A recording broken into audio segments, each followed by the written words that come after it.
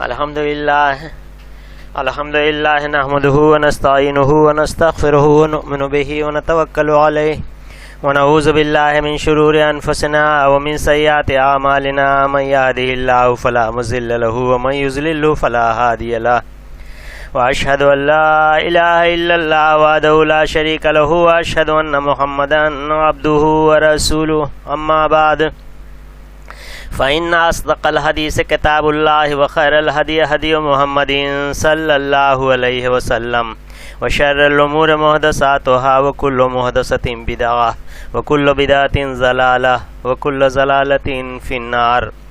أعوذ بالله السميع العليم من الشيطان الرجيم. بسم الله الرحمن الرحيم.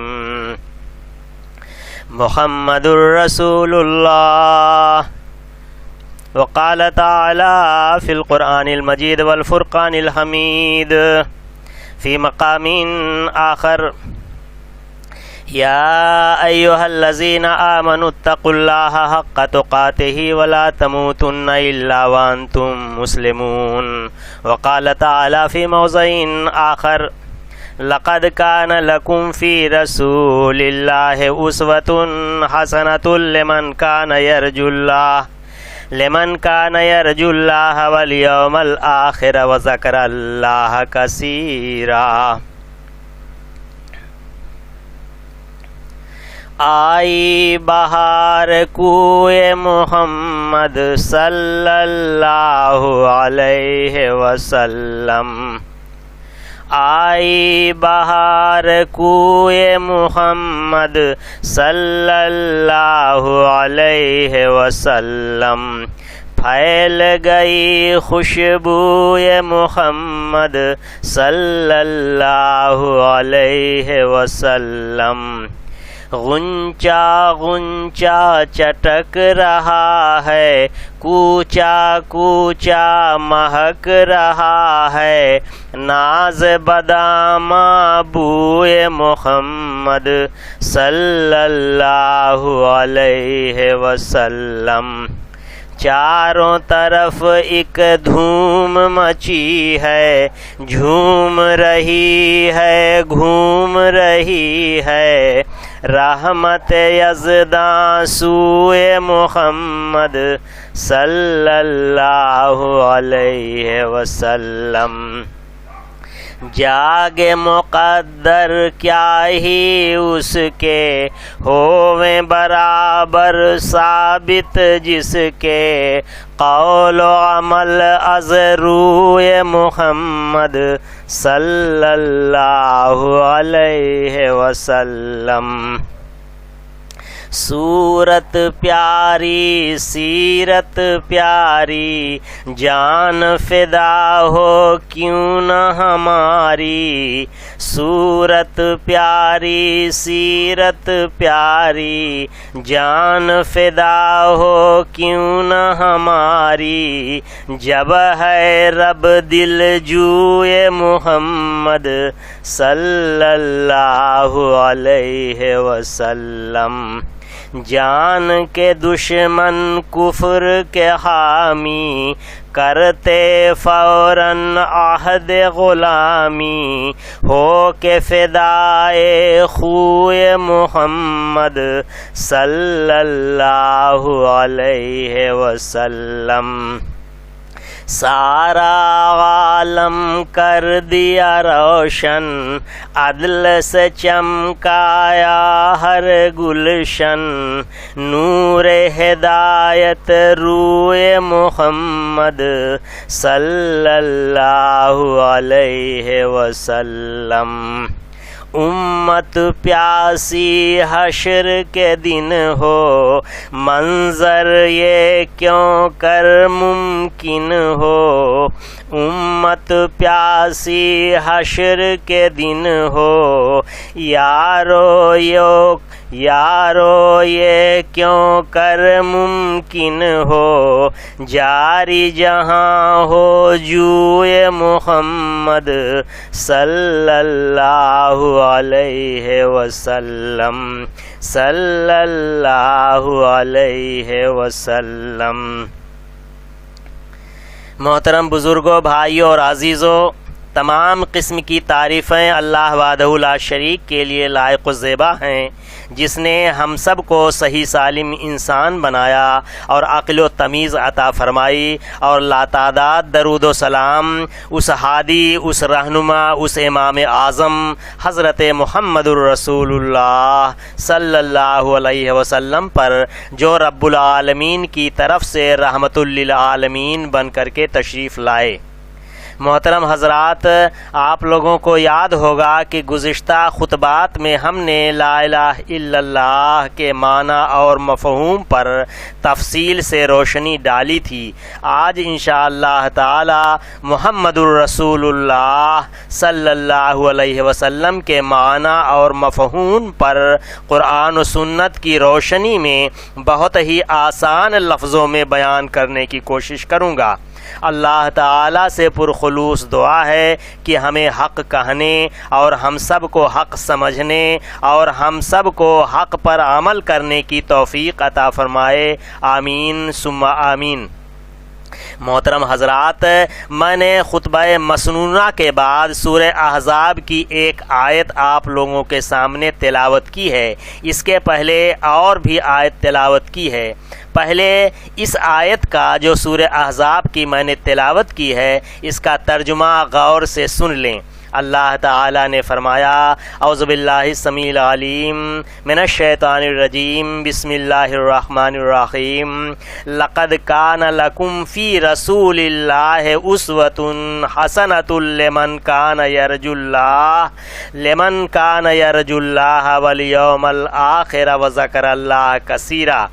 اللہ تعالیٰ نے فرمایا کہ یقیناً رسول اللہ صلی اللہ علیہ وسلم میں تمہارے لیے عمدہ نمونہ ہے، اس شخص کے لیے جو اللہ تعالیٰ سے ملنے کی امید رکھتا ہے اور آخرت کے دن پر ایمان رکھتا ہے اور اللہ تعالیٰ کا بہت ذکر کرتا ہے۔ مفہوم اس آیت کریمہ کا یہ ہے کہ یقیناً حضور اکرم صلی اللہ علیہ وسلم کی زندگی آپ کے لیے، ہمارے لیے، ہم سب کے لیے بہترین سیمپل اور بہترین نمونہ ہے۔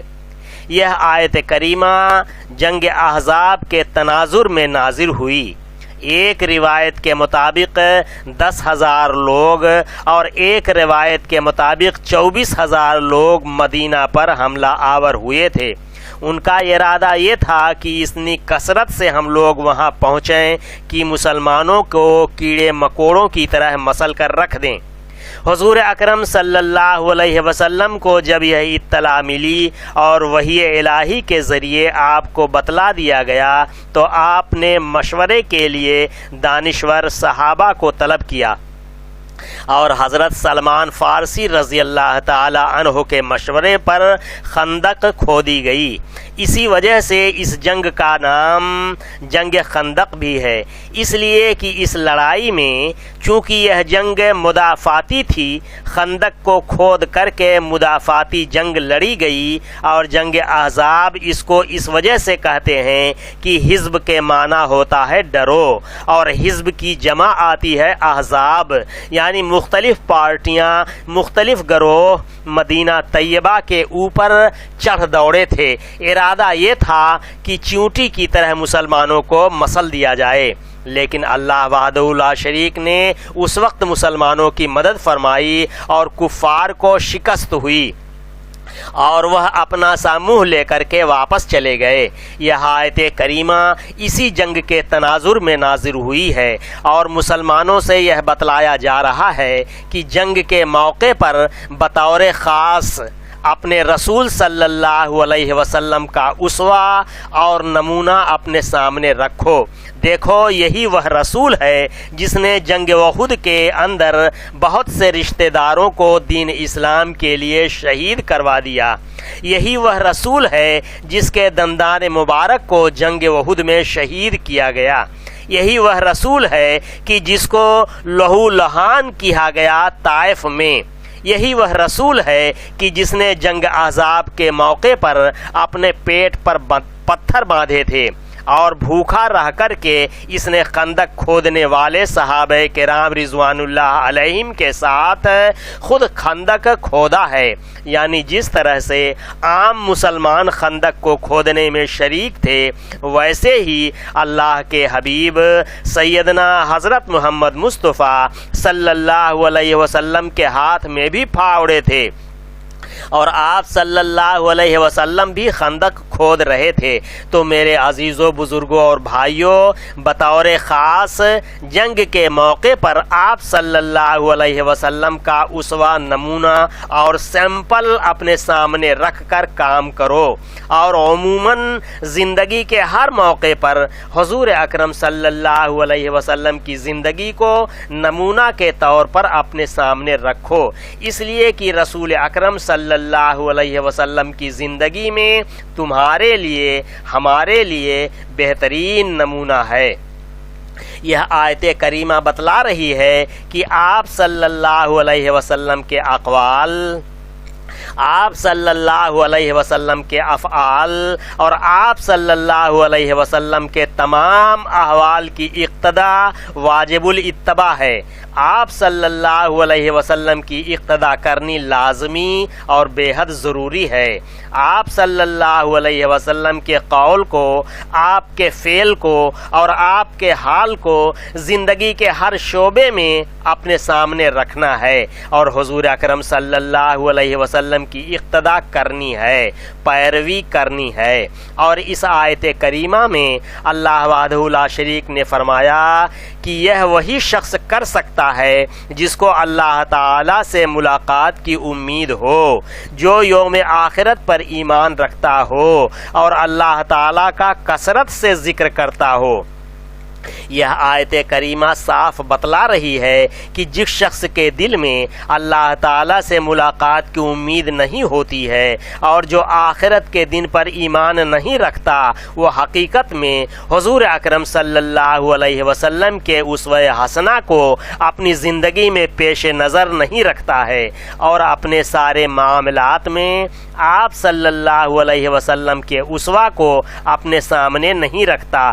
جو بھی کوئی آدمی زندگی کے ہر مرحلے میں، زندگی کے ہر موڑ پر حضور اکرم صلی اللہ علیہ وسلم کے قول، فعل اور عمل اور حال کی اقتدا کو ضروری نہ سمجھے، یعنی سنت رسول صلی اللہ علیہ وسلم کی پیروی کو ضروری نہ سمجھے، یقیناً وہ رسول اللہ صلی اللہ علیہ وسلم پر ایمان تو کیا، وہ اللہ تعالی سے ملاقات کی امید بھی نہیں رکھتا ہے اور یقینی طور پر وہ آخرت کے دن پر بھی ایمان نہیں رکھتا ہے. اور آپ لوگوں کو معلوم ہے کہ سیمپل جو ہوتا ہے وہ بے نقص ہوتا ہے، بے عیب ہوتا ہے. اگر سیمپل ہی خراب ہو تو لوگ اس کی اقتدا کس طرح کریں گے؟ اسی وجہ سے کہا گیا ہے کہ صرف سیمپل ہی نہیں ہے میرے نبی صلی اللہ علیہ وسلم، بلکہ بہترین سیمپل ہیں. اسوہ نہیں کہا گیا بلکہ اسوہ حسنہ کہا گیا، یعنی اللہ تبارک و تعالی نے اسوہ حسنہ فرمایا، یعنی گڈ نہیں، بیٹر نہیں، بلکہ بیسٹ سیمپل اللہ تبارک و تعالی نے ارشاد فرمایا، یعنی سب سے اچھا سیمپل کہا. سمجھنے اور سوچنے کی بات ہے کہ صرف سیمپل ہی نہیں ہے میرے نبی صلی اللہ علیہ وسلم، بلکہ بیسٹ سیمپل ہیں، اسوہ حسنہ ہیں، بہترین سیمپل ہیں. اور جو بیسٹ سیمپل ہو یعنی سب سے بہترین سیمپل ہو، اس کے اندر کوئی نقص، کوئی عیب، کوئی الٹر نہیں ہوتا ہے. کوئی تاجر جب تجارت کے میدان میں اترتا ہے تو ہر جگہ پر پوری دکان کا مال لے کر کے نہیں جاتا ہے، آپ لوگ جانتے ہوں گے، بلکہ ایک سیمپل رکھ لیتا ہے اور جب تجارت کی دنیا میں پہنچتا ہے تو سیمپل لوگوں کو دکھلاتا ہے کہ اس طرح کا مال میرے پاس ہے اور اسی سیمپل کو دیکھ کر کے سودا ہوتا ہے. اگر سیمپل ہی خراب ہو تو لوگ یہ کہیں گے ارے یہ سیمپل خراب لایا ہے، اس لیے اس کی دکان میں سارے کا سارا مال ہی خراب ہوگا. اس طرح یہ کپڑے کا سیمپل یا کسی بھی چیز کا سیمپل پورے دکان کے مال یا سامان کی ترجمانی کرتا ہے۔ اگر سیمپل ہی خراب ہو تو پھر کوئی سودا نہیں ہوگا، کوئی شخص بھی اس سے لین دین اور تجارت کرنے پر تیار نہیں ہوگا۔ تو جناب سیمپل بہترین ہونا چاہیے۔ تو یہاں پر اللہ وحدہ لا شریک اپنے حبیب حضرت محمد الرسول اللہ صلی اللہ علیہ وسلم کو بہترین سیمپل کہہ رہا ہے، بیسٹ سیمپل کہہ رہا ہے، اور میں نے بتلایا کہ سیمپل میں کوئی عیب کوئی نقص نہیں ہوتا ہے۔ اگر نقص ہو یا کوئی عیب ہو سیمپل کے اندر تو پھر اس کی اقتدا کیسے کی جائے گی؟ نبی اکرم صلی اللہ علیہ وسلم کی رسالت بے عیب ہے، آپ صلی اللہ علیہ وسلم کی ذات بے نقص ہے، لہذا آنکھ بند کر کے حضور اکرم صلی اللہ علیہ وسلم کے اعمال کی، افعال کی، اقوال کی زندگی کے ہر مرحلے میں اقتدا کرنا ضروری ہے، اور آپ صلی اللہ علیہ وسلم کی ہر ادا واجب الاتباع ہے، یعنی اتباع کرنے کے لائق ہے۔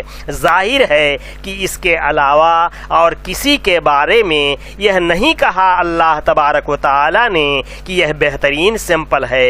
کسی امتی کے بارے میں، کسی بڑی سے بڑی شخصیت کے بارے میں، کسی ولی کے بارے میں، کسی تابعی کے بارے میں، کسی غوث اور قطب اور ابدال پیر اور بزرگ کے بارے میں، یہاں تک کہ کسی صحابی کے بارے میں بھی اللہ تبارک و تعالی نے یہ نہیں کہا کہ یہ بہترین سیمپل ہے۔ تم لوگ اس کی اقتدا کرو، اس کے پیچھے پیچھے چلو۔ صرف نبی صلی اللہ علیہ وسلم کے بارے میں کہا کہ یہ بہترین سیمپل ہے، بیسٹ سیمپل ہے، بہترین نمونہ ہے، اس کے اندر کوئی عیب نہیں ہے۔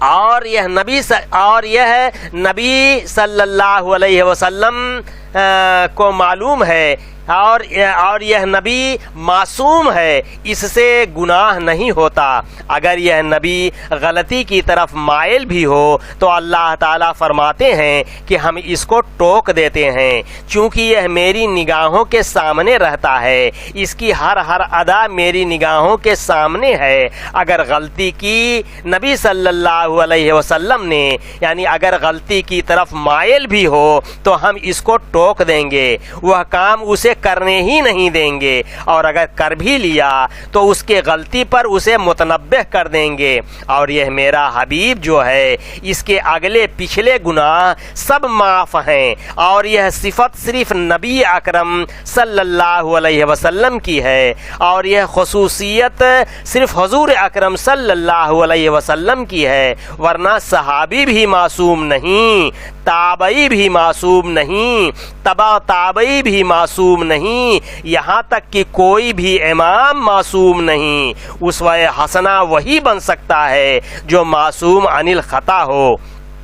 اور آپ صلی اللہ علیہ وسلم کی عصمت کے تعلق سے قرآن مجید میں بہت سی آیات ہیں کہ آپ صلی اللہ علیہ وسلم معصوم عن الخطا ہیں، اور جو خطا سے معصوم ہو وہی واجب الاتباع ہوتا ہے، اسی کی ادا لائق اتباع ہوتی ہے، وہی مرکز اتباع ہوتا ہے۔ قرآن مجید میں ایک جگہ اللہ وحدہ لا شریک نے حضور اکرم صلی اللہ علیہ وسلم کے بارے میں ارشاد فرمایا، سورہ فتح کی آیت میں، اعوذ باللہ السمیع العلیم من الشیطان الرجیم، بسم اللہ الرحمن الرحیم، انا فتحنا لک فتحا مبینا لیغفر لک اللہ ما تقدم من ذنبک وما تأخر ویتم نعمتہ علیک ویہدیک صراطا مستقیما، کہ اے میرے حبیب صلی اللہ علیہ وسلم، بے شک ہم نے فتح عظیم سے آپ کو نوازا ہے، اور ہم نے اگلے پچھلے آپ کے تمام سب گناہ کو معاف کر دیا ہے،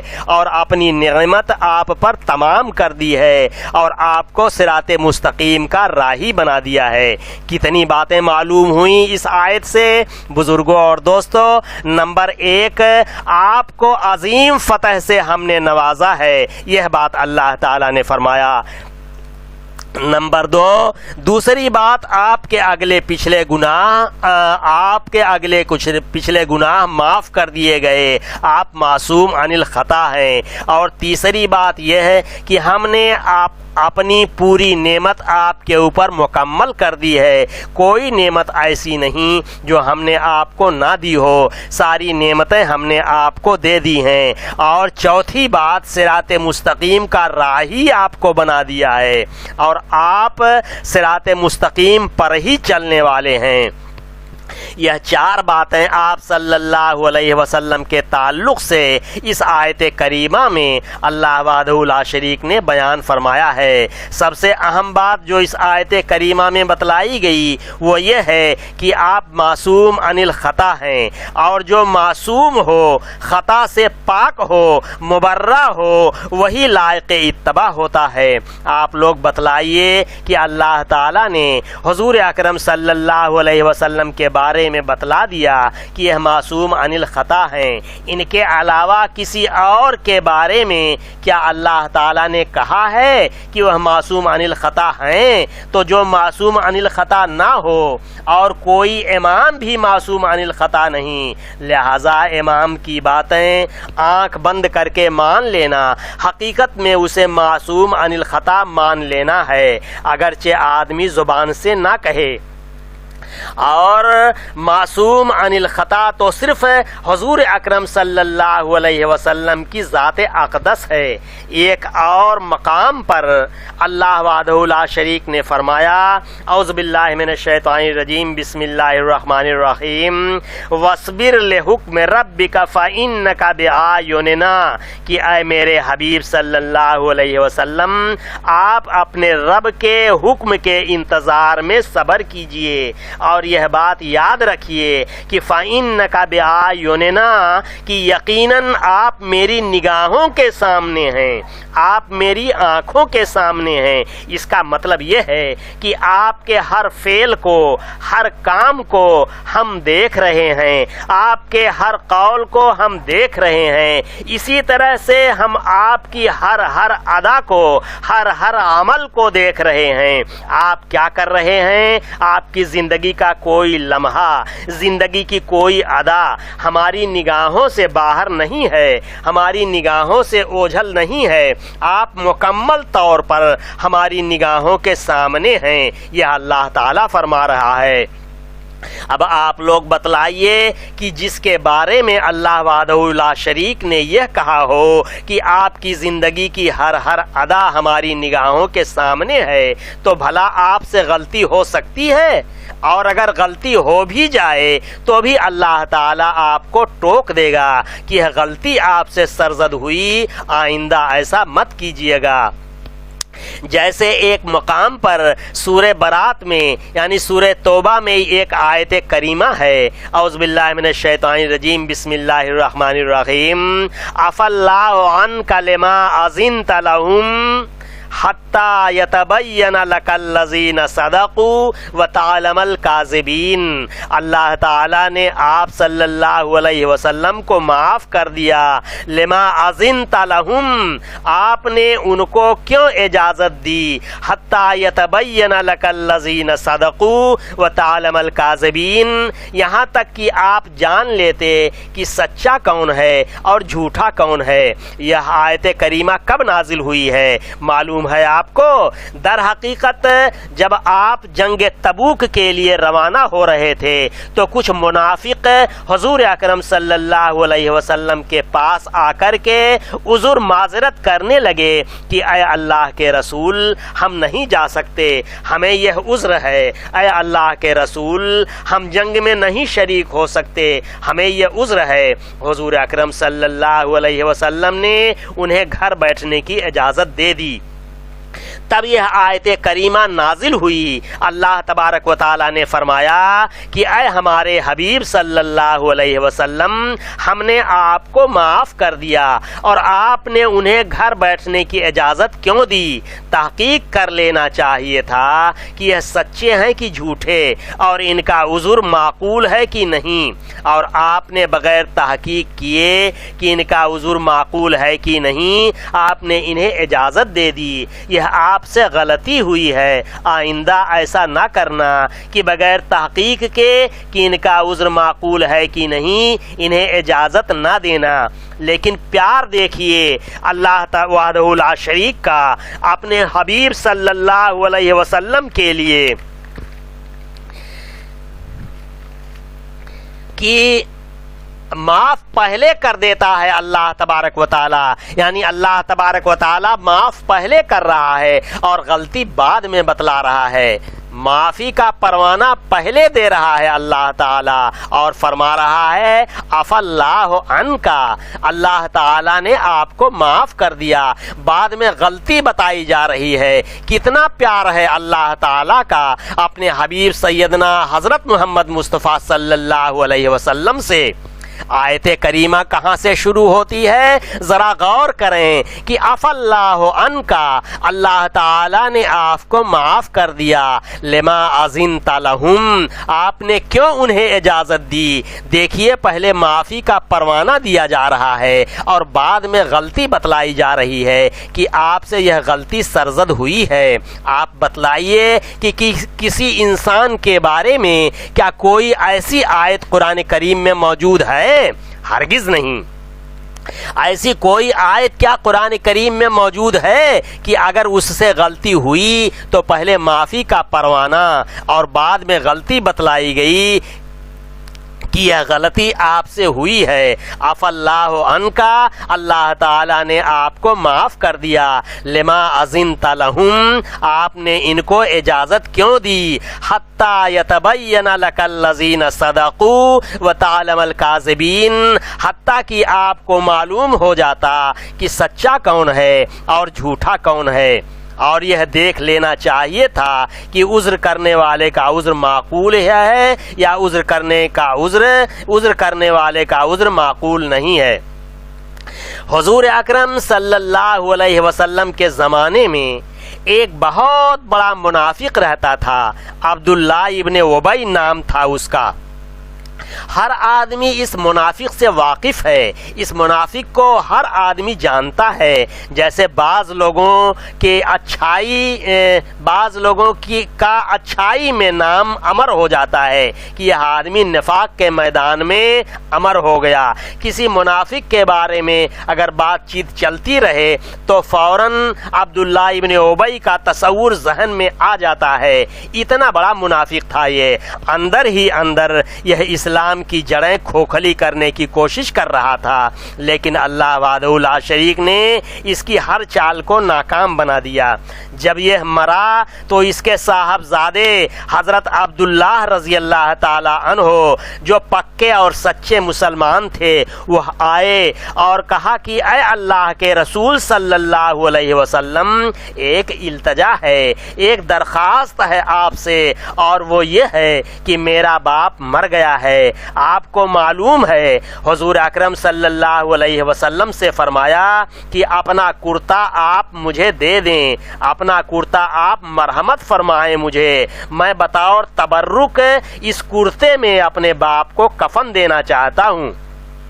حضور اکرم صلی اللہ علیہ وسلم نے اپنا کرتا اتار کر دے دیا، اور حضور اکرم صلی اللہ علیہ وسلم نے کسی کا احسان اپنے اوپر نہیں لیا۔ مرتے دم اس منافق کا احسان آپ صلی اللہ علیہ وسلم نے اتار دیا، جبکہ اس نے آپ پر احسان نہیں کیا تھا۔ ایسا ہوا تھا جناب کہ جنگ بدر میں جب قیدی پکڑ کر کے آئے تو حضور اکرم صلی اللہ علیہ وسلم کے چچا حضرت عباس بھی پکڑ کر کے آئے تھے، وہ بھی کافروں کی طرف سے لڑ رہے تھے۔ وہ پکڑ کر آئے تو قیدیوں کو کپڑا دینے کا رواج تھا، اور شاید یہیں سے شروع ہوا کہ قیدیوں کو کھانا دیا جائے اور قیدیوں کو کپڑا دیا جائے۔ تو سارے قیدیوں کو مسلمانوں نے کپڑے دیے، لیکن عبداللہ ابن ابی منافق اتنا لمبا چوڑا اور اتنا ڈیل ڈول والا تھا کہ کسی کا کرتا اس کے بدن پر آتا ہی نہیں تھا۔ تو عبداللہ ابن ابی جو ظاہر میں مسلمان تھا لیکن حقیقت میں منافق تھا، پتہ نہیں اس کے ذہن و دماغ میں کیا آیا، اس کے دل میں کیا آیا کہ اس نے اپنا کرتا اتار کر دے دیا، اور یہ کرتا حضرت عباس رضی اللہ تعالی عنہ جو ابھی اس وقت ایمان نہ لائے تھے ان کے بدن پر فٹ آ گیا۔ تو وہ یہ احسان تھا نبی اکرم صلی اللہ علیہ وسلم کے چچا پر احسان، در حقیقت نبی صلی اللہ علیہ وسلم پر احسان تھا، کیونکہ یہ احسان آپ کے چچا حضرت عباس رضی اللہ تعالی عنہ پر تھا، جو در حقیقت حضور اکرم صلی اللہ علیہ وسلم پر احسان تھا۔ حضور اکرم صلی اللہ علیہ وسلم نے شاید ایسا سمجھا کہ میرے چچا کو اس نے جنگ کے موقع پر کرتا دے دیا، چلو میں اس احسان کا بدلہ یوں اتار دیتا ہوں، تو یہ لو میرا کرتا لے جاؤ، اور تمہارا ارادہ یہ ہے کہ تم اس میں اپنے باپ کو دفنانا چاہتے ہو تو لے جاؤ۔ کہا کہ اے اللہ کے رسول، کرتا تو آپ نے دے دیا، ایک التجا اور بھی ہے کہ آپ چل کر کے میرے باپ کی نماز جنازہ پڑھ دیجئے۔ حضور اکرم صلی اللہ علیہ وسلم بولے چلو نماز جنازہ پڑھ دیتا ہوں۔ آپ صلی اللہ علیہ وسلم نے آ کر کے نماز جنازہ پڑھانی شروع کی تو حضرت عمر رضی اللہ تعالی عنہ نے روکا کہ اے اللہ کے رسول، یہ منافق تھا، یہ کافر تھا، اے اللہ کے رسول اس کی نماز جنازہ مت پڑھیے، ایسے لوگوں کے مغفرت کے بارے میں اللہ تعالی نے منع کیا ہے، آپ اس کے لیے استغفار مت کیجئے۔ تو حضور اکرم صلی اللہ علیہ وسلم نے فرمایا کہ قرآن کی جو وہ آیت ہے کہ استغفر لهم او لا تستغفر لهم ان تستغفر لهم 70 مرة فلن يغفر الله لهم، کہ اللہ تعالیٰ نے فرمایا کہ اے میرے حبیب صلی اللہ علیہ وسلم، آپ ان کے لیے استغفار نہ کی، آپ ان کے لیے استغفار کیجئے یا نہ کیجئے، اگر ان کے لیے یعنی منافقوں کے لیے، کافروں کے لیے، مشرکوں کے لیے 70 مرتبہ بھی آپ استغفار کریں گے تو میں بخشوں گا نہیں۔ اے اللہ کے رسول، یہ آیت موجود ہے تو حضور اکرم صلی اللہ علیہ وسلم نے فرمایا کہ اس میں اللہ وحدہ لا شریک نے مجھے اختیار دیا ہے کہ چاہے میں استغفار کروں یا نہ کروں، اگر 70 مرتبہ استغفار کروں گا تو اللہ تعالیٰ نہیں بخشے گا، لیکن میں 70 سے زیادہ مرتبہ استغفار کروں گا اس کے لیے۔ آپ صلی اللہ علیہ وسلم نے نماز جنازہ پڑھا دی، ایک آیت کریمہ اتری، اللہ تبارک و تعالیٰ کی طرف سے ایک آیت کریمہ پھر اتری کہ اللہ تعالیٰ نے فرمایا وَلَا تُصَلِّ عَلَىٰ أَحَدٍ مِّنْهُمْ مَاتَ أَبَدًا وَلَا تَقُمْ عَلَىٰ قَبْرِهِ، کہ اے میرے حبیب صلی اللہ علیہ وسلم، اگر ایسے لوگ مر جائیں یعنی منافق مر جائیں اور مشرک مر جائیں اور کافر مر جائیں تو ان کی نماز جنازہ نہ پڑھیے، اور نماز جنازہ پڑھنا تو دور کی بات ہے، ان کے قبر پر مت کھڑے ہوئیے۔ یہ آیت کریمہ بتلا رہی ہے کہ جو آدمی کفر پر، شرک پر، نفاق اور فسق و فجور پر مر جائے تو اس کی نماز جنازہ نہیں پڑھنی چاہیے۔ کفر کے اوپر مر جائے، شرک کے اوپر مر جائے تو اور نفاق کے اوپر مر جائے، بدعت کے اوپر مر جائے، چاہے عبداللہ نام ہو، چاہے عبد الرحمن نام ہو، چاہے کوئی بھی مسلم نام ہو، نام رکھنے کا کوئی فائدہ نہیں ہے اگر آدمی شرک پر مر گیا۔ اور قبر پرست کی بھی نماز جنازہ نہیں پڑھنی چاہیے کیونکہ وہ مشرک ہے۔ کافر کی نماز جنازہ نہیں پڑھنی چاہیے، منافق کی نماز جنازہ نہیں پڑھنی چاہیے۔ یہاں حضور اکرم صلی اللہ علیہ وسلم کو اس بات کی تنبیہ کی گئی، اور ایک بات یہیں سے اور معلوم ہوئی کہ اگر آدمی کے اعمال اچھے نہیں ہیں اور آدمی اگر کفر اور شرک پر مرا ہے تو بڑی سے بڑی شخصیت کی دعا بھی اس کے کسی کام نہیں آ سکتی۔ یہاں پر غور کیجئے کہ حضور اکرم صلی اللہ علیہ وسلم سے بڑا اور کون ہو سکتا ہے، آپ صلی اللہ علیہ وسلم سے عظیم اور کون ہو سکتا ہے۔ بعد از خدا بزرگ توئی قصہ مختصر، بعد از خدا بزرگ توئی قصہ مختصر، اللہ تعالی کے بعد سب سے بڑا بزرگ تو آپ صلی اللہ علیہ وسلم ہی ہیں، آپ سے بڑھ کر کیا کوئی شخصیت ہے؟ لیکن آپ دیکھ رہے ہیں کہ منافق کی نماز جنازہ بھی آپ صلی اللہ علیہ وسلم نے پڑھ دی، اور نماز جنازہ کیا ہے؟ دعائے مغفرت ہی تو ہے کہ اللہ اسے معاف کر دے۔ لیکن حضور اکرم صلی اللہ علیہ وسلم کی بات بھی اللہ تعالی نے نہیں مانی۔ اس کا مطلب یہ ہوا کہ قیامت کے دن ہم کسی ولی کا دامن پکڑ کر کے مچل جائیں گے، کسی پیر کا دامن پکڑ کر کے مچل جائیں گے، کسی بزرگ کا دامن پکڑ لیں گے، کسی غوث، کسی قطب، کسی ابدال، کسی سجادہ نشین کا دامن پکڑ کر مچل جائیں گے۔ اس میں کوئی ولی ہمیں نہیں بخشوا سکتا، بھلے ہی آپ مچلتے رہیے 1 بار یا 10 بار، لیکن ان میں کوئی بھی ولی کوئی بھی بزرگ بخشوا نہیں سکتا ہے۔ بابا کے قبر پر چادر چڑھانے سے، پھول چڑھانے سے، نظر و نیاز کرنے سے، سجدہ کرنے سے وہ بزرگ ہمیں قیامت کے دن بخشوا لیں گے، ایسا ہرگز نہیں ہے۔ جناب آپ کچھ بھی کرو، کفر کرو، شرک کرو، منافق بنے رہو، اپنے معاملات بھی اچھے نہ رہو، اور یہ سمجھ کر کے اگر بیٹھے رہو گے کہ بابا کا دامن پکڑے ہوئے ہیں، بابا سے ہماری نسبت تو ہو ہی گئی ہے، چادر تو چڑھا ہی رہے ہیں، بھلے نماز فجر نہیں پڑھیں گے مگر صبح اٹھ کر کے بغیر منہ دھوئے حضرت کی درگاہ پر پہنچ جائیں گے اور حضرت کو سلامی مار کر آئیں گے۔ مسجدیں غیر آباد ہیں، مزار آباد ہیں، قبریں آباد ہیں، اللہ تعالیٰ کو چھوڑ کر کے آپ نے غیروں سے اپنا رشتہ لگا رکھا ہے، اس امید پر کہ قیامت کے دن یہ بابا ہمیں بخشوا لیں گے۔ ارے جناب محمد الرسول اللہ صلی اللہ علیہ وسلم کی شخصیت منافق کے لیے دعا کر رہی ہے تو آیت کریمہ اللہ تعالیٰ اتار رہا ہے کہ وَلَا تُصَلِّ عَلَىٰ أَحَدٍ مِّنْهُمْ مَاتَ أَبَدًا وَلَا تَقُمْ عَلَىٰ قَبْرِهِ کہ اے میرے حبیب صلی اللہ علیہ وسلم ایسے لوگوں کی نماز جنازہ مت پڑھیے، اور نماز جنازہ پڑھنے کی بات تو دور رہی، وَلَا تَقُمْ عَلَىٰ قَبْرِهِ کہ ایسے لوگوں کی قبر پر کھڑے بھی مت ہوئیے، یہ وعید ہے۔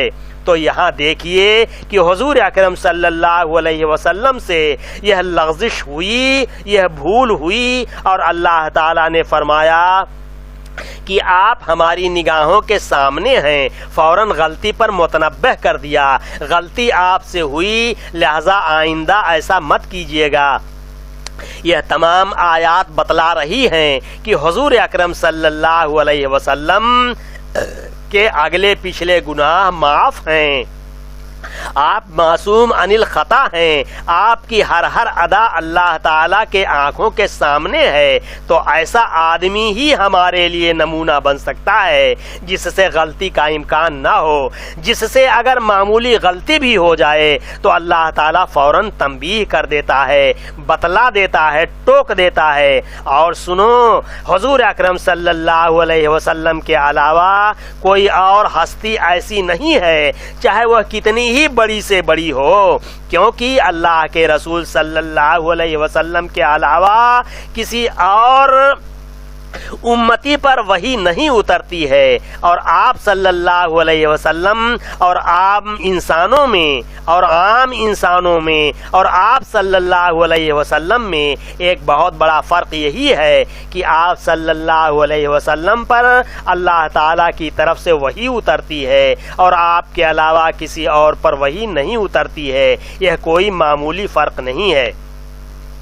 محترم بزرگوں اور دوستو، اللہ تعالی ہمیں اور آپ کو اور تمام لوگوں کو سمجھنے کی توفیق عطا فرمائے اور صراط مستقیم پر گامزن فرمائے۔ وآخر دعوانا ان الحمدللہ رب العالمین۔ بارک اللہ لنا ولکم فی القرآن العظیم ونفعنا وإیاکم بالآیات والذکر الحکیم۔ انہ تعالی جواد کریم ملک بر رؤوف الرحیم۔